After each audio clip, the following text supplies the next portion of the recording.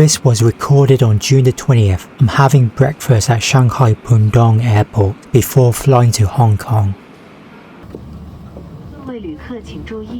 I forgot to mention something in my previous Shanghai videos. Alipay and AMAPs are very easy to use. Some people say you need a Chinese phone number for AMAPs, but you don't. You just need to ignore the message by pressing the X button somewhere in the corner of the pop-up, and that will get rid of it. After that, you can still use AMAPs without any problems. With Alipay, I use my British phone number and I use my British passport to verify everything, and it worked very fine with Alipay. The only eSIM I used for Shanghai and Hong Kong was Holofly. The good thing about Holofly is that it has a built-in VPN, and once you install it, the eSIM on your phone, you don't need to do anything else. You can use Instagram, YouTube, Facebook in mainland China without any problems. In Hong Kong, Western social media isn't blocked. Everybody knows that Hong Kong has a different government system compared to mainland China.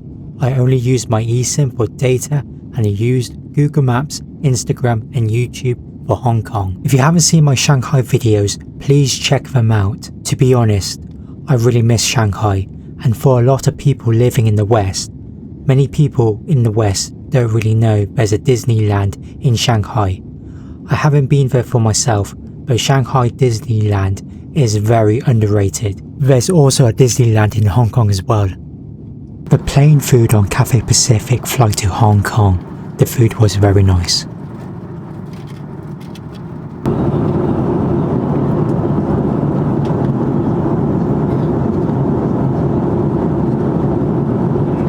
Very close to landing in Hong Kong, I remember feeling nervous and excited at the same time. On day one, I didn't record much in Hong Kong, and I will explain why later in the video. Feels like a movie. I have been a Hong Kong movie fan since I was a kid. I got into Bruce Lee around 3, and by 4 I was watching A Better Tomorrow. Yes, my parents didn't understand age ratings, and yes, it's a heroic bloodshed gun fu classic directed by John Woo. When I arrived at Hong Kong International Airport, I expected to take an Uber to the Kimberley Hotel, but my mom said we were taking the train to the central Hong Kong, then transferring to MTR. She also said that the Airport Express train was free. I thought we need to top up our Octopus card, but she insisted it was free. This later led to a small argument when the gate barrier didn't open at Hong Kong Station after I scanned my Octopus card because there was no money in it. I asked her, who told you this was free? She said my older brother told her. My older brother had been in Hong Kong last year, but in my mind, I thought my brother was trolling my mom. Of course, I won the argument by saying nothing is free. Nothing is free in this world, and my mom went silent.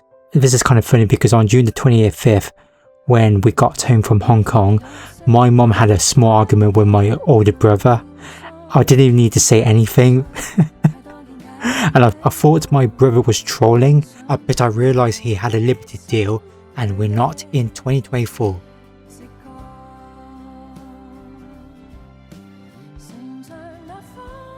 This was after we went to our hotel room. This area is just outside of the Kimberley Hotel in Jimsamjoy. The reason I didn't record much on day one is because I almost got run over by a car. This happened just after I arrived at Jimsamjoy MTR station while I was walking straight to the Kimberley Hotel. I don't know how to really explain it, everything went too fast, but thank God I didn't get hit on day one, otherwise my holiday would have been over.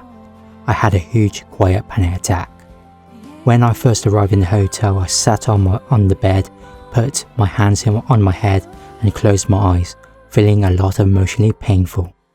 My mom doesn't get it because most East Asian parents from the older generations, they don't understand mental health at all.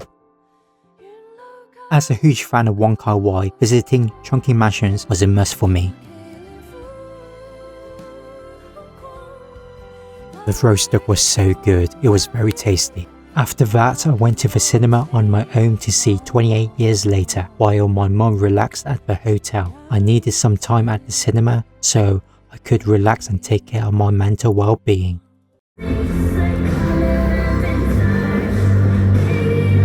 I thought it was a good movie. I didn't expect there would be any comedy, but the very ending just before the end credits felt pretty stupid and very silly, but it was a good movie. I can't wait to see the sequel, The Bone Temple, coming out in mid-January 2026. I think it would be good. When I came out of the cinema, it was just 10 PM. While going down the escalators at I Square shopping mall, I got distracted a lot. The building looked amazing at night time, and of course when I walked out of this building, I couldn't help myself looking around the streets, and it was brilliant. And of course there were attractive looking models walking by, and I said to myself, I need to get back to Kimberley Hotel. There's too many beautiful women. While I was walking back about 20 meters outside of Kimberley Hotel, the police blocked the road and part of the pavement. I managed to speak to a policeman and I tried to explain to him that I need to go back to the hotel. About 10 seconds later, a policewoman rushed over and shouted at me in Cantonese asking, "What are you doing here?" I tried to explain to her, I need to get back to the Kimberley Hotel. It felt like I was speaking around 5 minutes or something. And when I showed her my Kimberley Hotel keycard, she calmed down and lowered her tone. I think she thought I was lying or something. Or maybe she thought I was a bad guy. She then explained that they had blocked the pavement because there had been a gas leak in one of the shops. That was around 30 minutes earlier or something. But I was really confused and I really didn't understand.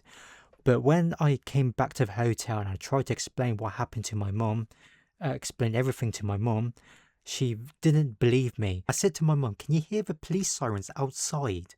I ended up talking about it for around 10 to 20 minutes because it was my first time dealing with the police, and honestly, it felt like I was in a Hong Kong movie. Normally when my mum shouts at me, somehow I get angry, but when that policewoman shouted at me and being aggressive, I stayed calm, and it actually felt good because I handled the situation very well. I then walked up and down the hotel room about 10 to 20 minutes before my bedtime. Yes, I'm kinda weird. That was my first day in Hong Kong, and now it's time for day 2. It was around 9 AM and we walked to the Adventure of Stars. It took less than 20 minutes to walk and the weather was extremely humid.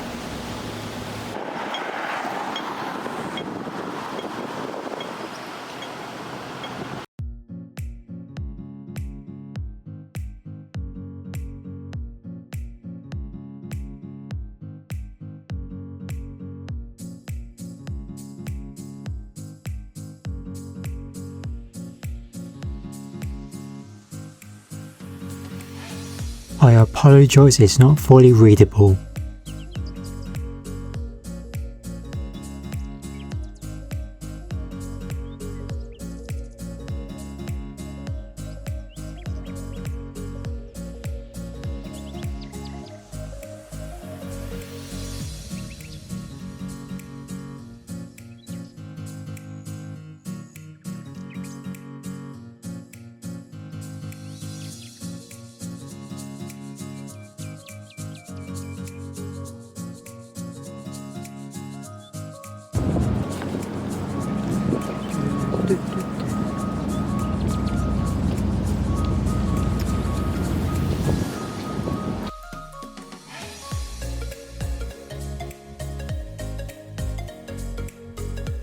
One of my favourite Hong Kong actors, Nicholas Say, Ting Ting Fung, is a very good actor. The first time I saw him on screen was New Police Story starring Jackie Chan. After that, I watched many more of his movies. Simon Yam is a true legend. First time I saw him was in Ip Man 1 and 2, and later it was Killzone, Exiled, and some other Johnny To movies. Gong Li, she is very beautiful. Apologies that isn't readable. The Hong Kong government needs to fix and update this. Leon Laming. Leon Laming, he's a great actor. I know a lot of women loves him. A lot of women loves him for his handsome and he's a singer. Same for this guy, Aaron Kwok, he's a very handsome guy. Of course, they're both great actors. I don't really listen to their songs. Lau Chun-wan. he's a great actor. Sean Lau, he's an amazing, legendary actor.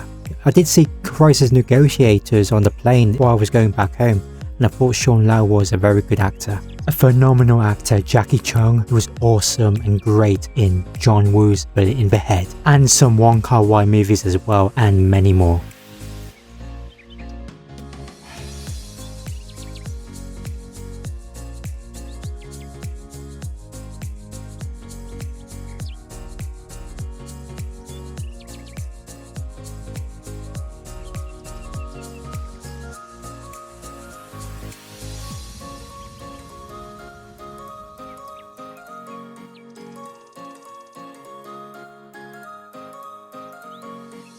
I really like the actor Anthony Wong. His 2018 film Still Human is still on YouTube and I highly recommend it. Lung Cafe, Tony Lung Cafe, he's an amazing actor, a phenomenal actor. Of course I saw his latest movie The Shadow's Edge with Jackie Chan.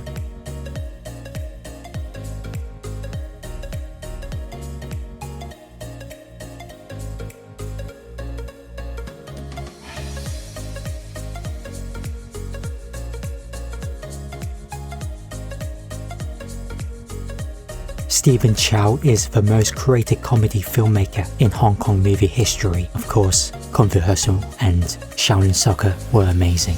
I bought the Wong Kar-wai Criterion Collection Blu-ray set early in 2025 and I'm really happy that I got it. The first Michelle Yeoh movie I saw was Project S Once a Cop, which I saw when I was 4. It comes after Police Story 3 and it is a spin-off from the Police Story series. Tony Leung Chiu-wei, he's a great phenomenal actor, I love this guy. Hong Kong people will never forget her, Anita will always be a legend.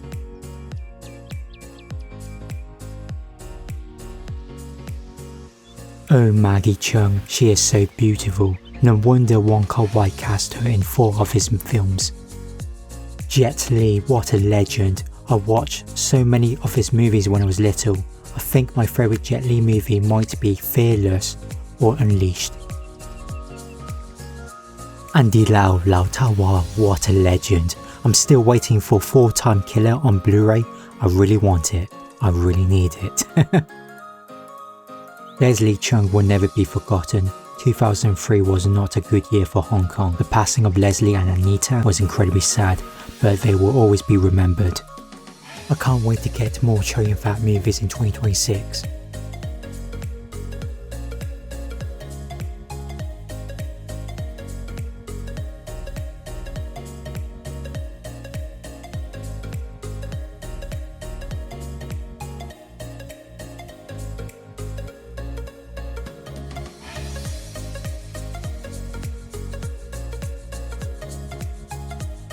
I finally had the chance to touch Jackie Chan's handprint. My first Jackie Chan movies were The Young Master and Island of Fire on VHS when I was around 3 or 4 years old. Later on, I watched many of his movies. It was the same with Sammo Hung. I watched a lot of his movies while growing up. They are both legends. Another legend the world will never forget, Lei Sulong, Bruce Lee.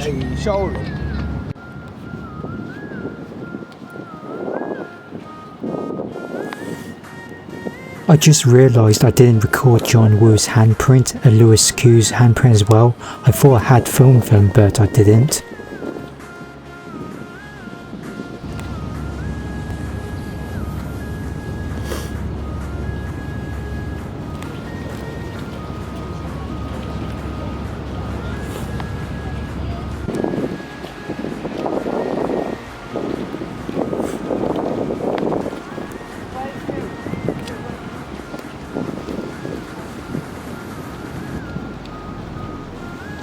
The Bruce Lee statue is here, the legend will always be remembered.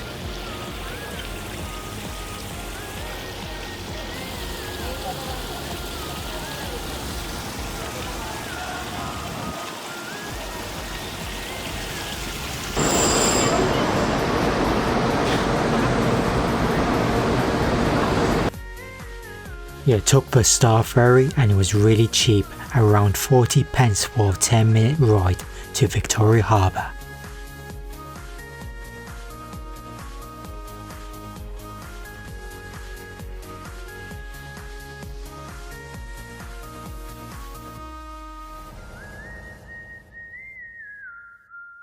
I have to be honest about the difference between Hong Kong and Shanghai. Shanghai feels more relaxing than Hong Kong. The same goes for Taipei. Taipei is also relaxing than Hong Kong. Of course, every city has its pros and cons. In Hong Kong there can be some rude people, but the rudeness isn't that bad compared to the UK. It feels more like there's some judging for no reason. In Shanghai and Taipei, people don't judge you at all, they don't care, and that actually makes the environment feel more relaxed. And also Hong Kong is more expensive than Shanghai and Taipei. I mean, the food in Hong Kong is expensive, the restaurants is expensive, the clothing is expensive, the rents are expensive. It's just the Hong Kong government gives more inflation to the people of Hong Kong. The cost of living crisis in Hong Kong is way higher than mainland China and Taiwan itself. Hong Kong is a beautiful city. It's cleaner and safer than the UK.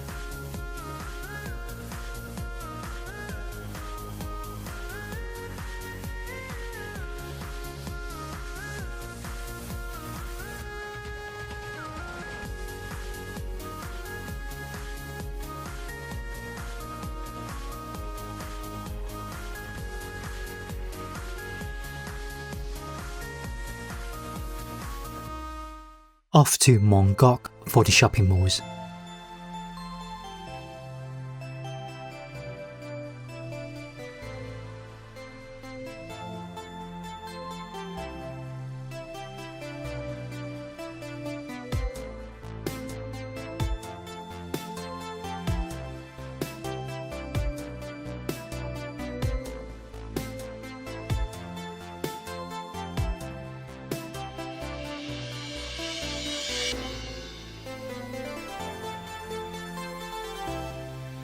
There were some beautiful women in that lingerie shop.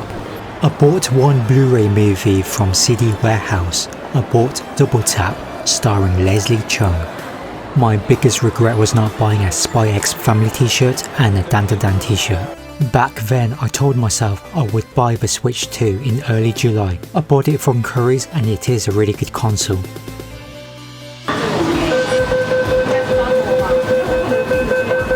There was something wrong with the eSIM signal and my Google Maps got me lost, so my mother and I took the red taxi back to Kimberley Hotel. I remember the taxi driver was swearing because there are some bad drivers in Hong Kong. There are a lot of car horns in Hong Kong, and I do remember I almost got run over on day one. Hong Kong is very safe, but be careful with the roads, anything could happen. From my experience in Shanghai and Hong Kong, I got a lot of stares from girls and women, mostly because my appearance is really appealing to them.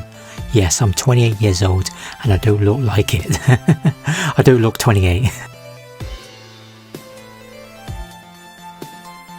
think I added a bit of Wong Kar Wai effect, and yes, this is a beautiful shot and I recorded it.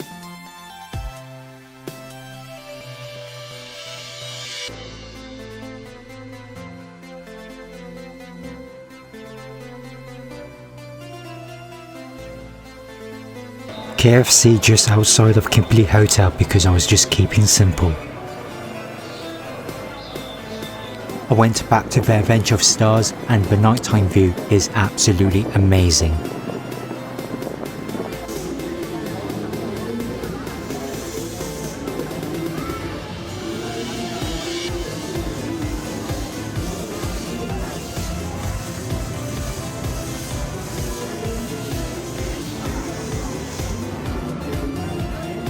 I was thinking to myself, when will I age? I have a baby face.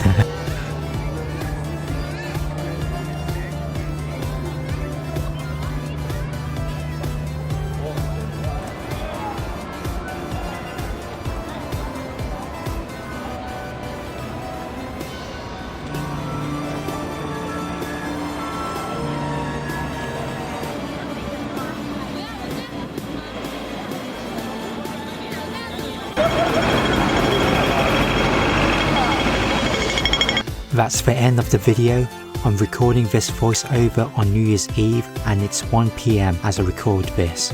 It took me ages to put this video together. There will be a part 2 and I'm hoping to upload my Hong Kong part 2 video sometime in January. My Christmas was nice, and I also went to see Avatar Fire and Ash at the cinema in 3D IMAX and 3D 4DX. I thought the movie was enjoyable. I really hope your Christmas was relaxing as well. Have a happy new year, and I hope to upload part 2 sometime in January 2026. And take care and please stay tuned.